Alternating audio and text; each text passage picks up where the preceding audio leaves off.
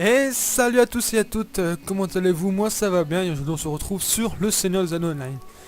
Donc pour commencer, qu'est-ce que le Seigneur des Anneaux Online? Le Seigneur des Anneaux Online est un MMORPG créé par Turbine en 2007 je crois. Je suis plus très sûr, je crois que c'est en 2007.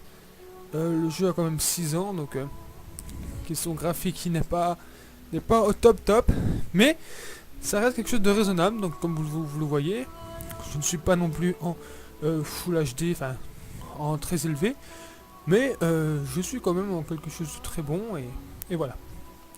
Donc on va essayer de faire moins de blabla et plus de gameplay dans cette vidéo, donc bah, allons-y. Donc déjà on va commencer par une petite présentation, c'est le principal qu'on peut faire, la première chose comme je dirais, donc voilà.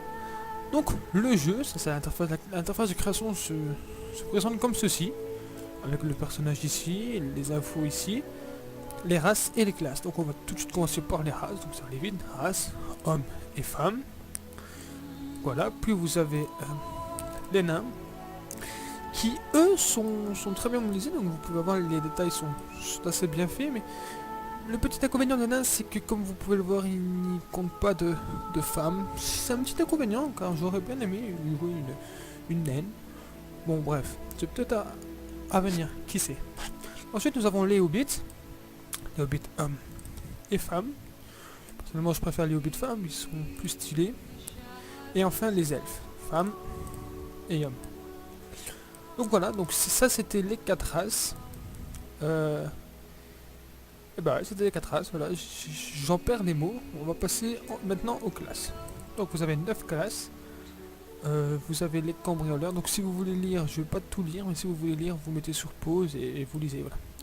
Donc le cambrioleur qui est niveau difficulté avancé, c'est quelque chose qui se joue un petit peu complexe puisque c'est juste une assistance quand il fait Mila et bon on verra ça plus tard.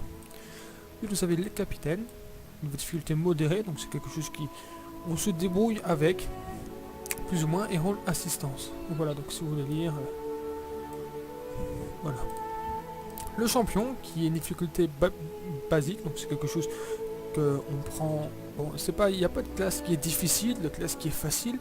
Sont plus la façon de prise, c'est la prise en main en fait. La prise en main est plutôt facile, modérée ou avancée. Voilà. Donc rôle dégâts, il fait des dégâts. Ensuite vous avez le gardien qui est une classe basique, on le prend facile en main. Et son rôle défense, oui. C'est parce que la classe en elle-même est une classe de défense, mais je connais un gardien qui est au level. Il fait beaucoup de dégâts. Je peux vous assurer qu'au niveau il faut quand même des dégâts, mais c'est vrai sur la défensive, ils sont plus tanks, ils prennent plus sur eux. Ensuite, pardon, voilà, vous avez le chasseur qui est basique, et le chasseur qui est le gros DPS de ce jeu. Il fait beaucoup de dégâts. On verra peut-être ça plus loin des vidéos, mais franchement il fait beaucoup de dégâts. Ensuite, vous avez le maître du savoir qui est niveau difficulté avancé. Il n'est pas dur à jouer, mais difficile à prendre en main vu qu'il y a il est très complexe du magie, invocation de créatures et franchement c'est une classe qui m'a bien plu, je l'ai bien joué mais c'est quelque chose d'assez spécial. Ensuite vous avez le ménestrel qui est une difficulté modérée, ce qui est absolument faux parce que j'ai un ménestrel, je connais des gens qui ont des ménestrels, ils se jouent très bien avec. Donc il faut savoir que ça, je crois que c'est sur l'ancienne version. Depuis la mise à jour, les maîtres du savoir sont super cheatés, ils font beaucoup de dégâts. Ils font même beaucoup plus de dégâts que les champions, les chasseurs, pardon. Mais c'est une classe vraiment facile à jouer, très maniable. Bon, il faut un petit peu s'y connaître, savoir quelle capacité augmenter, savoir quoi mettre. Mais dans la moyenne, c'est une classe qui se joue assez facilement. Ensuite, vous avez le gardien des runes qui lui ne peut être joué que par le nain. Qui est développé par des points turbines, qui est en fait la monnaie du jeu, qui vous sert à débloquer des persos, des packs de quêtes. Les points turbines, vous pouvez les acheter avec des frères Jean ou les recevoir en terminant des prouesses, on verra ça plus tard. Donc le gardien des runes, qui est une classe modérée, dégâts et guérisseur. Donc il y a une barre une jauge qui monte de 10, je crois 10 ou 5, je sais plus très bien, en dégâts, il redescend ensuite jusqu'à 0, il redescend en soin, donc soit on part en dégâts, soit on part en soin.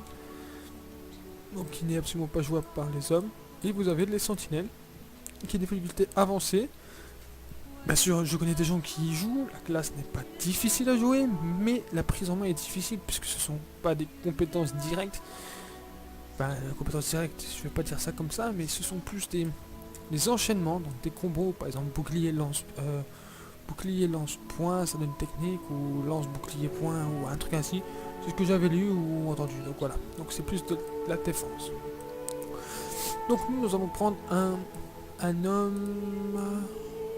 L'homme champion, tiens, hop. On va prendre un homme champion. Donc niveau difficulté basique, roll dégâts, ok. On va continuer, donc voilà. Voici la deuxième interface de création, c'est l'interface création de son personnage. Donc ici vous avez un petit peu l'histoire du personnage. Vous avez ici les origines, donc Pays de Bray, Terre de Del, Gondor et Rohan.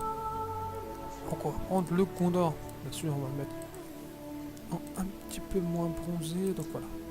Donc les têtes, vous avez plusieurs têtes. Voilà.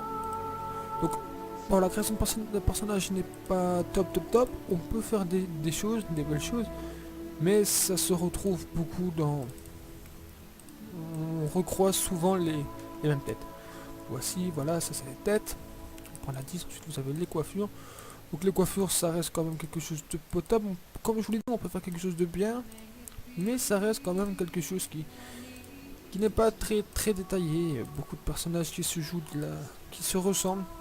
Voilà. Donc voilà, ça c'était pour les coiffures. Non. On va vite en prendre une. Voilà, ça c'est bon. Poil du visage. Donc vous avez la petite moustache, vous avez le bouc.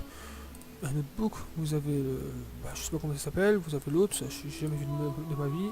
La du barbe, j'appelle ça ainsi. La barbe entière et la grande barbe. Donc on va prendre ce truc là, voilà. Sourcils. Bien sûr. Bon, personnellement il y a des trucs que personnellement je mettrai pas ou je changerai pas, mais ça c'est à vous de voir. Les yeux bleus, couleur de peau, couleur de cheveux.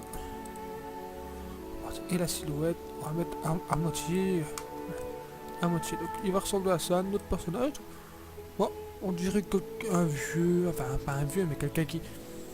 Voilà, voilà, donc voilà, maintenant il reste plus que le nom. Donc Drake Jones. Merde, qu'est-ce qu'il m'a fait? Drake Jones. Donc voilà, donc on a notre personnage et on se retrouve tout de suite après pour le début de l'aventure. A tout de suite.